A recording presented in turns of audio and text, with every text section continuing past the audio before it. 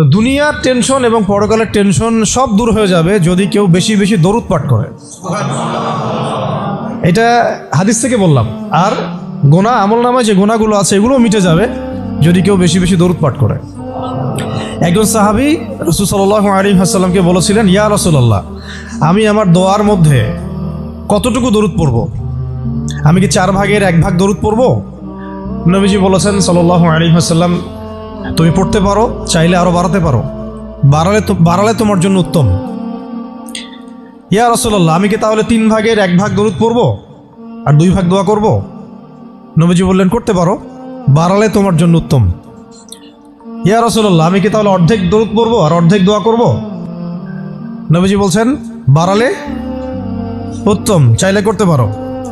ইয়া রাসূলুল্লাহ, আমি কি তাহলে সারা আমার পুরো দোয়াটাই শুধু দরুদই পড়ব আপনার উপরে? তখন নবী সাল্লাল্লাহু আলাইহি ওয়াসাল্লাম বললেন, যদি তুমি এটা করতে পারো তাহলে তোমার কোনো গুনাহও থাকবে না, কোনো দুশ্চিন্তাও থাকবে না। তো যদি দেখেন যে দরুদ পড়তে পড়তে পড়তে দোয়ার সময় চলে গেছে, এতে আবার মন খুঁতখুত করার কিছু নাই, বরং আপনি সবচেয়ে বেশি লাভবান হয়েছে।